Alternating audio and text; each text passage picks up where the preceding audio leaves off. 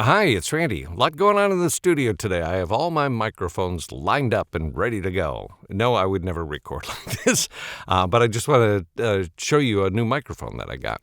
I recently sold my Lewitt LCT 440 Pure, which was kind of my backup narration microphone. Good microphone, although it is got a boost in the upper frequencies that with my voice, I was getting a lot of sibilance there, and I'd have to EQ it a little bit.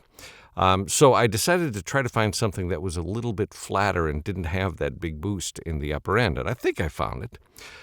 This is my Sennheiser 416. I use it for commercial work and like radio imaging and stuff like that. Over here is my tried and true audiobook narration mic, my Rode NTK. I have replaced the tube in there with something else, and I think it sounds pretty good, although it does have a little bit of that high-end boost that I have to EQ, and it's a little boomy in the the bottom end at times. And then I just bought this microphone here, which is a Dachman DA87i, which is supposed to be modeled after the Neumann U87, the original ones.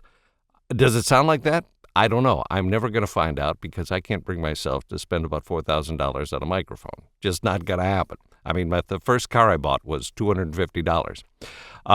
But it doesn't have as much of the boost in the high end. I think it starts at about, 7,000 kilohertz, whereas like the TLM 103 starts at 5,000 and stays up there for quite some time. So I was afraid that would be a little bit too sibilant for my voice. So I'll read a couple of things here and see what you think.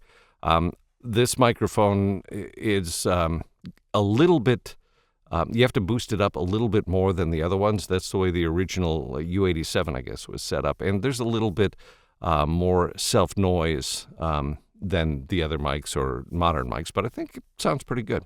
So let's read a little bit here and see what you think between all these mics.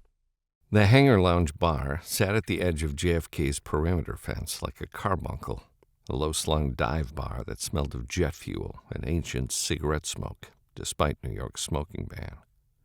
It was the kind of place where pilots went to forget, where maintenance crews drank away the memory of close calls and failed inspections, where the fluorescent beer signs cast sickly-colored light across men who spent their lives looking at the sky but had somehow ended up underground. There's a little sample. What do you think? A, B, C? All of them for different purposes? Thanks for watching, and let me know if you need something spoken into one of these microphones. Happy to do it. Talk to you later.